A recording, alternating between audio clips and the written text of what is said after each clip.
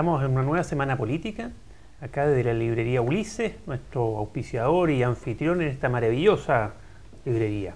Con Mirko Macari, como siempre, Iván Weissman, nuestros comentaristas, politólogos, opinólogos, etcétera, etcétera. Hola. ¿Qué tal, Felipe? Bien, pues bien. Oye, tomando un muy buen café. Muy buen café. Sí, muy bueno, ¿eh? Oye, Wonderful, el mejor café de Las Tarrias. Está maravilloso. Tenemos mucha política hoy día y muchos negocios, así que partamos ya. ¿Qué pasa con la basura? ¿Nos estamos ahogando en basura, Mirko? Sí, el tema de la basura es entretenido porque no solamente es un conflicto sectorial más, sino que, creo yo, revela la falencia del modelo, del famoso modelo chileno, para concebir ciertas áreas de la economía bajo ciertas lógicas, en este caso estrictamente de mercado, ¿no? El gobierno sale diciendo, lo primero que sale diciendo es que este es un asunto entre privados, entre empresas, las empresas privadas que se relacionan de manera también con contratos privados con los municipios. Lo que es un ¿no? torpeza, una torpeza que están metiendo los municipios y además una actividad, oye, de mucho interés público que se recoja la basura. Bueno, ese es el punto, es como la sobreideología fue incapaz de prever que habían ciertas áreas de desarrollo estratégico para el país donde las normativas tienen que ser adecuadas a esas condiciones estratégicas. Es decir, no es lo mismo que paren los basureros a que paren a los que atienden en los cafés, ¿no? Se crea un problema, como ya hemos visto hasta el día de hoy, sanitario, ¿no? Hay una alarma sanitaria, y lo interesante es que revela eso. Déjame decirte, Federico, mi planteamiento, que esto no se trata de que los privados tengan que estar ausentes del negocio de la basura o de otros negocios. El punto son las reglas con que el Estado se sienta a negociar y cómo concibe, ¿no? esas unidades de negocio, esos mercados, ¿no? Es cierto que en cuanto a trabajadores negocian con la empresa como con lógicas de mercado laboral, que en Chile sabemos las que son completamente asimétricas, pero no puede no haber una variable, ¿no? que no contemple que la autoridad tenga un poder de intervenir en esa negociación en condiciones de que haya un interés público comprometido, ¿no? Y en ese sentido es una falencia más que vemos de una área concebida exclusivamente como mercado donde operan las lógicas de costo-beneficio. Lo que pasa es que acá es cuando, como Chile ya es una democracia semi-madura, no con todos los problemas que tiene, todas estas cosas que son naturales de una democracia, que son los intereses en juego y con quién se reparte, el modelo, creo que como dice Mirko, no se creó en una forma como que si fuese a ser perfecto y que nunca iban a haber este tipo de roces. Entonces el gobierno, como ve que hay un costo político en un área que en teoría por demagogia o por conceptos ya de neoliberalismo que no se tienen que meter. Por ideología, ¿no? O por ideología, ven que la realidad es diferente y se tienen que meter. Porque como dijiste tú, hay un interés público, no, hay otro debate si la basura debería ser o no un interés estratégico que sea privatizado o no. No, ese es otro debate. Pero obviamente el gobierno ve que acá hay un costo político o que hay un interés político y se mete. Y ahí se ven los huecos que el modelo o el sistema, la arquitectura que se armó, es otra de las partes que un poco guatea, que no tiene válvulas para, entonces la única válvula es el conflicto. Y se expresa además la inequidad completa de la estructura de la sociedad chilena, porque los municipios que estuvieron negociando son los municipios de mayores recursos, los que tienen mayores ingresos, y por lo tanto negocian en otras condiciones. Hay municipios muy pobres en Chile, claro, ¿no? Y sin embargo se les carga a los municipios, no solo el tema de la basura, que técnicamente puede estar bien porque tienen la cercanía con los ciudadanos, sino que también el tema de la educación. Los municipios están sobrecargados de actividades porque se entiende que el Estado no las puede administrar. ¿No? Yo creo que lo peor que se puede hacer de esto es una caricatura que uno está diciendo como que espera que venga un Estado y haya una autoridad central del Estado que lo organice todo. Eso no ocurre tampoco, por ejemplo, para el asunto educacional. Eso no es moderno. Y yo creo que nadie lo está proponiendo, que el viejo Ministerio de Educación, ahí de la Alameda, claro, pero la forma de gestión tiene que ser descentralizada, porque estamos en la época de predominio de lo pequeño, ¿no? Y cada realidad tendrá sus propias soluciones. Sí. Lo que no puede haber en ninguno de los dos sentidos un modelo totalizador, que pretenda abarcar el total de realidades del país. Ahora un caso bien complejo porque tenemos uno de los actores, los recolectores de basura, los basureros, que son muy débiles como actor. Tenemos al otro lado todo esto en una actividad de mucho interés público, que está la sanidad de por medio, ¿no? La salubridad pública, pero el otro actor son grandes proveedores que están muy vinculados con la clase política. Se sabe que algunos de ellos financian campañas. Hay 3 grandes actores, Tal cual. todo este es un negocio con tintes mafiosos. Entonces Los tenemos trabajadores, tenemos una asimetría brutal. no, la asimetría de los trabajadores de la basura o los recolectores de basura en relación a las empresas es la que tienen los trabajadores en todo Chile. Pero peor, No, porque aquí no tenemos una tienen derecho a empresa. negociar colectivamente, y cuando se dice, oye, ¿para qué van a cambiar la Constitución si la Constitución no son los problemas reales de la gente? La Constitución de Chile no contempla el derecho a huelga. Bueno, ahí no hay lo un contempla, tema. no sé qué lo otra contempla, constitución. lo contempla, pero lo contempla en el sentido de que le da también el poder a los Lo empresarios contempla con trampa. Con trampa. O con requisitos Con que artilugios. el costo para el empresario es mucho más bajo que en una. No una lo burocracia contempla, otra. no está consagrado como derecho a la huelga. Tú lo vas a poder ver taxativamente en el, tengo entendido, numeral número 19 de la Constitución, donde se enarbonan los derechos, y no aparece contemplado el derecho a huelga. Eso fue previsto así, porque se entendía que era el arma de negociación política de la izquierda, porque la izquierda era la dueña de los sindicatos. Entonces se diseñó en la Guerra Fría una constitución que nos deja no solo por debajo de los estándares OCDE, sino que por debajo de cualquier estándar, ¿no?, legal. Oye, a propósito, estamos hablando de un tema muy puntual, con muchas ramificaciones, pero que cruza con la política, porque estos 3 grandes operadores de basura tienen muchos contactos políticos. Se sabe que financian a varios parlamentarios, por lo De menos todos los parcialmente, signos, de claro. todos los sectores, A los alcaldes, a los tienen alcaldes, el poder de elegir alcaldes. a los consejeros de cada comuna. Entonces, estamos hablando también del mundo de la política. Y el mundo de la política le quedan pocos días para cerrar las candidaturas a diputados, a senadores en las circunscripciones que les toca renovación. ¿Qué pasa con esas sillas musicales? Yo voy de candidato. A mí nadie me quiere llevar de Ay, candidato. ¿Por dónde quieres perder? No sé. Oye, algún idiota a algún lado que no. Estamos claros que te financia en todo caso. Oye, O que no. claro, también. Quien no te financia ¿Quién no? sabemos, aún no sabemos quién. Quién sí. Oye, yo que no iría de candidato a nada ni amarrado, creo que lo interesante de esto es ver la lógica de espectáculo. Es bastante circense la jugada de Goldborn, ¿no? De que lo convenció Novoa y compañía, porque ese era un cupo de Novoa. Recuerden que la UDI inicialmente tenía a Moreira en Santiago Oriente, ¿no? Y Moreira, y Novoa y sus boys dijeron que por ningún motivo Moreira, porque no representa las cosas que debe representar alguien de la UDI en una zona tan importante, además. Y para por ellos tanto, es su voto más duro, ¿no? Claro, es la Cotamilpo, ¿no? El famoso distrito 23, ¿no? Bueno, pero este es parte, senatorial, circunscripción. es senatorial. Circunscripción Y oriente. lo ponen ahí como una respuesta en parte a la decisión de Alamán de competir con Salaguet, y porque hay una lucha potente en la centro derecha por la hegemonía del sector, Sí. ¿no? Ahora, desde el punto de vista estrictamente técnico, por cierto que duplas fuertes implican que no van a ser doblados en ningún caso y que uno de los dos va a salir, ¿no? Y en ese sentido sí hay un interés estratégico salvaguardado, pero lo interesante en el caso de Goldborn tiene que ver con que No, en esa la pregunta es, las mismas razones, imposible doblar, así que las no- mismas razones que públicamente se esgrimieron, que hacían inviable la candidatura presidencial de Goldborn, siguen estando vigentes, ¿no? Sí, bien curioso la vuelta de Goldborn, ¿eh? Yo lo encuentro, esa Exponerse a circense de las dos tanto, palabras. ya que le peguen y le peguen y le O sea, peguen. yo- no sé. Por eso te Yo decía creo que que es fuera parte, más que- además que- interesante la lógica del circo, porque es parte de la decadencia de la política. Completamente. ¿No? Y no hay vergüenza. O sea, No hay vergüenza, es al como- otro lado. Es como, tú que tienes- es como que los políticos no se den cuenta, y yo no voy a hablar del cliché del nuevo Chile que está cambiando, pero, de los dos lados, un marciano de afuera se pone a leer lo que está pasando y dice esta cuestión. Si alguien lo propone en un proyecto así de tesis del colegio en cuarto medio, el profesor te manda de vuelta a la casa. Es un chiste. Siempre la política tiene un elemento miserable. Lo que pasa es que en este caso está absolutamente miserable. Y En sobredimensionado, todo caso, hipertrofiado. claro, el caso de Goldborn es emblemático, porque lo importante ahí son las razones por las cuales se cayó la candidatura de Bullrich. Las cuales siguen todas vigentes. Pero les da lo mismo. Y en el otro caso, pasa, al frente de la en concertación. política es muy importante que el político tenga resiliencia, ¿no? Es clave.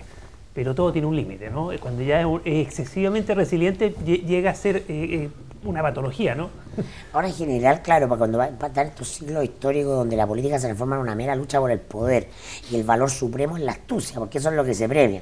La ¿no? pillería. La pillería, que es algo, una cosa muy latina, ¿no?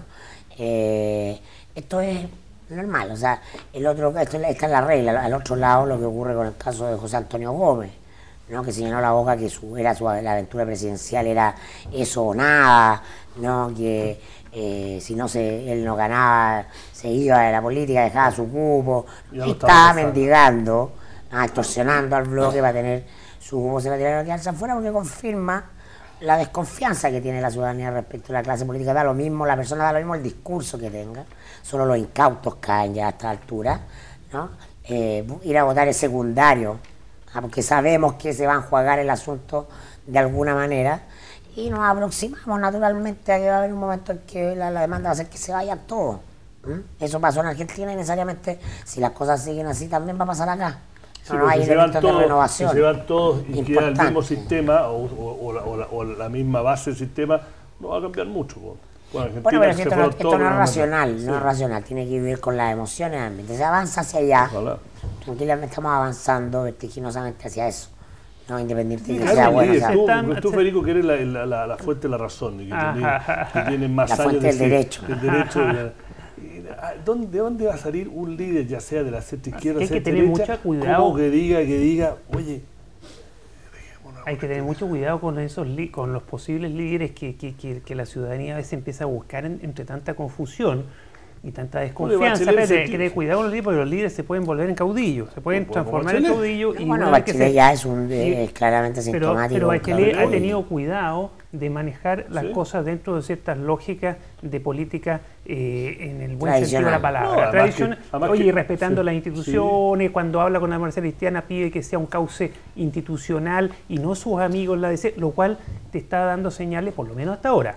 Pero ya ha jugado bien respecto a la distancia de la cloaca que es la negociación parlamentaria. Y además que ella tomó un espacio como todo, con el poder nadie te lo regala, si se quedan vacíos, que hay un vacío de poder en Chile, y ella lo ha tomado con mucho pabilo, con clase. Es la gran gracia que tiene ella. Tiene muchos defectos, por supuesto, como todo el mundo, pero esa es una gracia que tiene, que lo toma con cierta distancia y todo indica que no quiere ser un caudillo más. No quiere ser una Cristina, no quiere ser un Chávez, y se están dando los ambientes para eso. Entonces lo que me preocupa a mí es que llegue otro iluminado, que sí lo aproveche. No es la primera vez que citamos al viejo Marx en esta...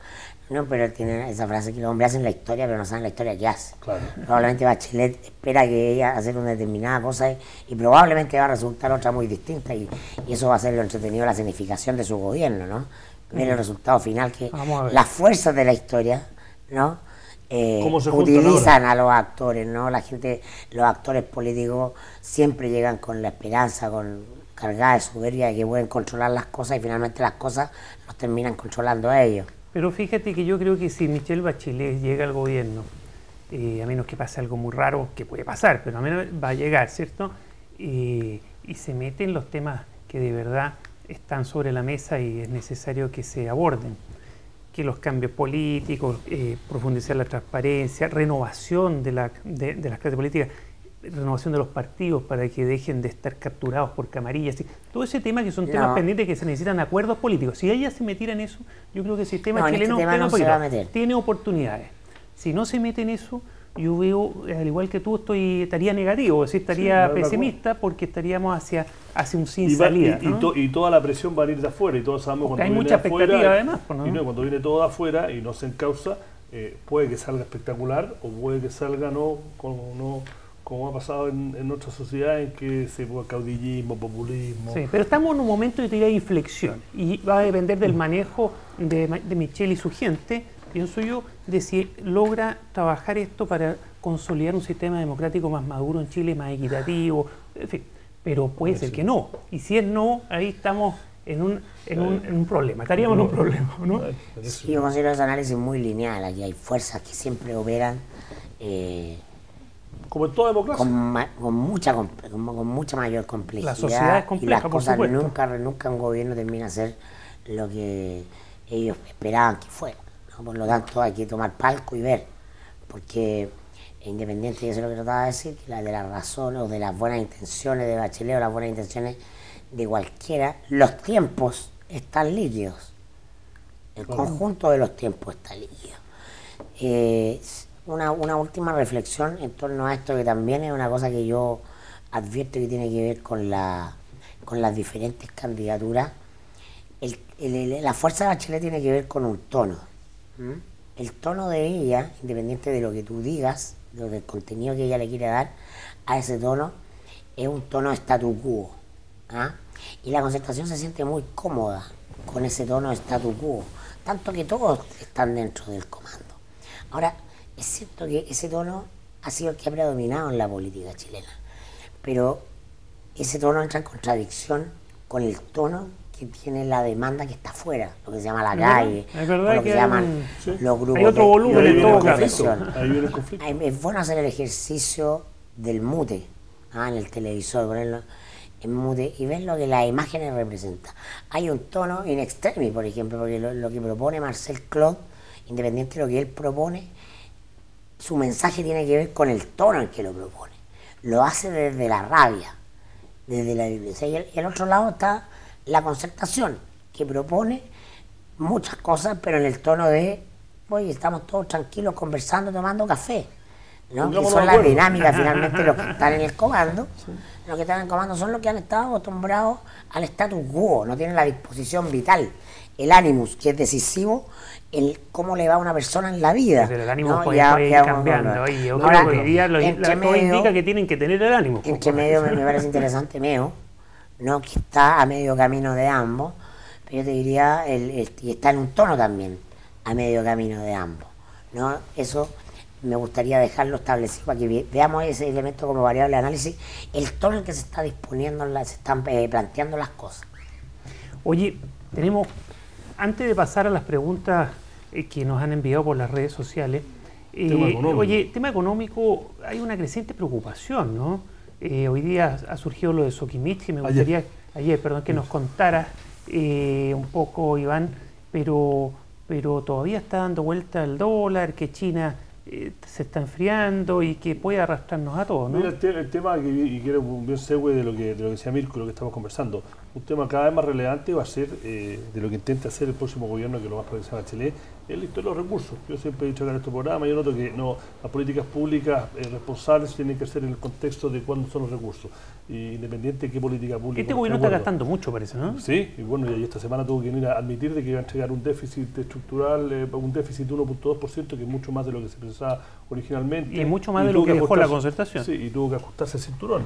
Pero se le venía diciendo hace tiempo, además, pero bastante porfiado. Pero el gobierno acá hizo muchos compromisos que también yo creo que los tenía que hacer, pero no fueron demasiado optimistas con el precio del cobre. Se les dijo hasta el cansancio. Pero hasta cierto punto lo interesante es que el próximo gobierno sea el que sea Bachelet, y las propuestas van a tener que financiarlas, y con la reforma tributaria o sin reforma tributaria, cómo asignan esos recursos ante tanta demanda va a ser bien complicado. Chile se va a arrumbar, pero en vez de crecer al 4, 5, 6%, probablemente crezca al 0, 4%, y eso tiene implicancias políticas, ¿no? Y por eso, desde mi punto de vista, lo conversábamos el otro día, para mí más importante de qué candidato va por los lagos va a ser que va a ser ministro de Hacienda. Es mucho más importante para el país y mucho más importante que el debate que se viene desde el punto de vista político y desde el punto de vista tecnócrata, porque esa persona va a tener mucho más influencia de si es que se pueden hacer las reformas que este país necesita, que la persona que sale elegida senador de los lagos. Bueno, es un conjunto, no es la clase política en general, pero Iván, algo que agregar sobre Sokimich, ¿no? Sokimich es importante, a mí ayer, lo que nadie sabía claramente, pero ahora dicen que sí, que era como semi-sabido, era un cartel de precios del potasio, del cual Sokimich ve el 53% de su negocio del potasio, y los rusos, una pelea entre un grupo ruso y un grupo belarus. Y los belarus, para hacerte lo simple, se enojaron y dijeron, ¿sabes qué? Los rusos no están haciendo trampa porque se van por fuera el cartel a venderle a los chinos, y nosotros, como tenemos los costos de producción más bajos, los bielorrusos, mucho más bajos que todos, Sokimich es el segundo, y ¿sabes qué? Si esto está haciendo está bien, reviento el cartel. Bueno, ayer las 4 grandes empresas en el mundo, incluyendo Sokimich, las acciones de las empresas se fueron 20, 25%, Sokimich 17%, afectó a las AFP, que tienen el 12% Sokimich, a las cascadas a través de las cuales Julio Ponce controla Sokimich, cayeron 9, 8%. Tiene un impacto en todos los chilenos. A mí lo curioso es que nuevamente, si tú lees entre líneas, que no la veo nuestra, pero sí de los analistas, nadie lo ve venir, fue una sorpresa para todos. Y si los analistas están de vacaciones. No, pero si tú hubieses leído los estados financieros y la memoria de 2012 que presenta Sokimich, es curioso, ante el regulador chileno, muy general, ante el regulador americano, en inglés, mucho más específico, y hay señales dentro de los riesgos que puede pasar una cosa con los precios de los fertilizantes, porque Y en junio, nuevamente, ante una audiencia americana, ante los analistas, en junio, Sokimich pone una presentación y también dice esto es los posibles riesgos. Oye, y pero ¡pum! ¿y por qué nadie, excepto la Raín Vial, alguien que escribió algo diciendo ojo con la acción de Sokimich, porque bla, bla, bla. Si al mercado chileno le falta buena información, el mercado chileno es muy poco transparente. ¿Y por qué los AFP? Pero ¿cómo dice eso? Si nos acaban de premiar la institucionalidad, y CARE acaba de premiar la institucionalidad económica. Esto es como un chiste, ¿no? No, bueno, pero mira, como... tiene muchas cosas buenas, ¿por qué los pero directores que representan a la AFP, que manejan plata mira, ajenas, la AFP, ¿por qué no exigen más transparencia mira, eso en los está negocios en los cambiando mercados?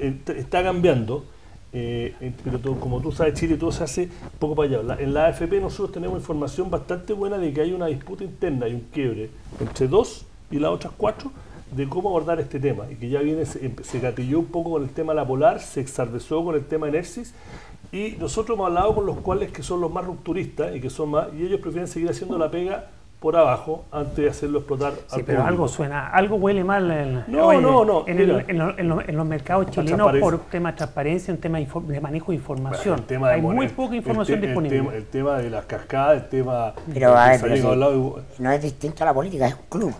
Todos son mucho más cerrados. Pero, claro, pero lo que pasa, pero la diferencia grande es que, y por eso que yo creo que en el tema económico importante, la plata manda, como dicen los gringos, money talks, la plata habla. Y como ahora todas estas empresas multilatinas chilenas se tienen que cortar porque transan en Estados Unidos, los gringos con todos sus defectos le exigen cosas que acá eso es bueno, exigen. Eso es un avance. Sí. Oye, ¿qué preguntas tenemos de las redes sociales? Mira, como estamos contra el tiempo, vamos a hacer una pregunta. Ya. A tocar otro tema, además. Pregunta Leonardo Álvarez. No, el señor Eduardo Fernández. Es obvio, Revolución Democrática no tiene clara definición de izquierda y está en su legítimo derecho de no serlo. Su cercanía social e ideológica es con la nueva mayoría. La pregunta es interesante porque hace el foco en la definición que hizo esta semana Revolución Democrática, su definición electoral, de apoyar una serie de candidatos que están vinculados al movimiento social, algunos dentro del partido, otros dentro de los partidos de la Concertación, dentro del PC, Camila Vallejo, Carol Cariola, hacia el otro lado de la izquierda autónoma también algunos candidatos. Da lo mismo si es de izquierda o no es de izquierda, lo importante es que es una generación que está irrumpiendo en la política, ¿no? Está exigiendo y que está encontrando su punto, es decir, hasta qué punto ser rupturista y hasta qué punto se sigue siendo hijos de, porque la Revolución Democrática, buena parte de sus líderes vienen de casas acomodadas de la política, ¿no? Gente vinculada a la Concertación, básicamente vamos a ver si tienen este espíritu de nuevos Mapu, ¿no? De élite, de gente de colegios bien, ¿no? Mucha vocación de poder. Que reproduce en definitiva, ¿no? La lógica de ser muy subversivo cuando jóvenes y después se acomodan rápidamente. Vamos a verlo, su gran apuesta es Giorgio Jackson, que creo yo consecuentemente, entendiendo muy bien los tiempos, va por fuera de la nueva mayoría, ¿no? Cuando dijeron que iban por fuera no se han modificado, ¿no? Y le generan un problema a la Concertación. Y cuán de izquierda o no cuán de izquierda son, yo creo que las categorías de esta izquierda son muy del siglo XX, ¿no? Sí. Y hablaremos en otro capítulo acerca de eso. Están tambaleando hace tiempo. Sí. Bueno, tocan las recomendaciones de libro de la librería Ulises para esta semana. ¿Qué es lo que nos recomienda nuestro auspiciador? Hola, traemos nuevos títulos esta semana en librería Ulises. Partimos con el español Javier Marías, el mismo de Corazón tan blanco o Mañana en la batalla piensa en mí, dos bestsellers indiscutibles de la literatura hispana. Este es su recopilatorio de cuentos. Esto lo hizo él, es una especie de director cut, el hombre aglutinó sus 2 libros de cuentos, no tiene más, en el fondo él se dedica más a la novela y últimamente a la crónica, al ensayo. Estos son sus 2 libros de cuentos y están puestos acá en un orden no cronológico, pero sí en dos grandes grupos, y él mismo los bautizó así: cuentos aceptados, cuentos aceptables. De los primeros, él se enorgullece más; de los segundos siente un poco de vergüenza, así lo confiesa. Son cuentos para él un poco menores. Acá no están todos los cuentos, los que él considera absolutamente desechables, de hecho no los puso, pero es una buena puesta en escena de lo que es Javier Marías, con una prosa ya absolutamente cualitativa en el panorama de letras hispanas. Un título importante, quizás no en la beta más importante de él, que es la narrativa larga, pero es una buena muestra de lo que el tipo ha logrado desde mediados de los años 60, que es el primer cuento más o menos fechado, hasta mediados de la década del 2000. Lo primero es Javier Marías. Vamos con esto que es absolutamente distinto. Es Ben Macintyre, un historiador que se mete en la Segunda Guerra Mundial. Sí, otro libro de la Segunda Guerra Mundial, esto se llama La historia secreta del día D. ¿Qué de nuevo aporta otro título más de la Segunda Guerra Mundial? Si ya existen ya sobrados historiadores que se dedican a esto, sin ir más lejos, el mismo Anthony Beevor tiene un contundente libro sobre el día D. Bueno, esto se mete, y lo distinto que plantea esto es una historia prácticamente de intriga. Si bien es cierto, es un libro de historia, se mete en la diatriba y el derrotero de 4 tipos que se dedicaron justamente a actuar como infiltrados y a favorecer el desembarco de Normandía. Son tipos de distintas nacionalidades, a ratos parece una novela esto, y eso lo hace cautivador y entretenido. Un libro de historia distinto, tiene muchas páginas, pero es un libro que vale la pena tener en cuenta y que vale la pena leer, porque te facilita un poco la historia y te facilita los datos. Está todo absolutamente autentificado y probado, así que esto no es fábula tampoco, es de verdad, y es un historiador que escribe bien también. Finalmente terminamos con algo un poquito más grueso en cuanto a contenidos. Esto es Zygmunt Bauman, sociólogo polaco, el tipo que es responsable en el fondo de cambiar el concepto de posmodernidad por el concepto de modernidad líquida. Y entonces acá nos plantea sobre la educación en un mundo líquido. Esta es una conversación con Ricardo Maceo, en donde Maceo le hace una serie de preguntas que tienen relación principalmente con la educación a nivel global, y Bauman se dedica a contestarlas justamente desde su punto de vista. Son teorías válidas, a ratos un poquito espesas, pero creo que al ser el texto corto es bastante amable para todo tipo de público. Y, digamos, considerando los últimos años y los últimos aconteceres que hemos tenido nosotros en cuanto a educación, creo que es un texto conveniente, es un texto a leer, y como está planteado también, prácticamente cada capítulo es una pregunta, creo que es de fácil digestión a pesar de todo. Aparte, todo lo que va sacando Zygmunt Bauman y que tiene relación con el concepto líquido, entre comillas, creo que viene de la misma base y que está absolutamente sin cuestión desde sus primeros planteamientos hace varios años atrás, de un sociólogo que estuvo de moda y que todavía se mantiene en esa laya. Son las novedades de Librería Ulises esta semana. Muchas gracias a la Librería Ulises por sus recomendaciones de libros. Y bueno, estamos terminando un nuevo capítulo de la Semana Política, y aunque nos alargamos un poco más de lo habitual, nos entretuvimos. No sé si van a entretener, si se van a entretener los que lo vean, pero nosotros sí. Siempre hay gente fome que se entretiene con estas cosas. Oye, bueno, y además quizás nos demoramos más de la cuenta y nos entusiasmamos más de la cuenta, porque tomamos un muy buen café. Hemos tomado un café Wonderful, un café de especialidad, acá del barrio Las Tarrias, recién tostados, granos etíopes de Tanzania y de Perú. Bueno, hasta la próxima semana. Gracias.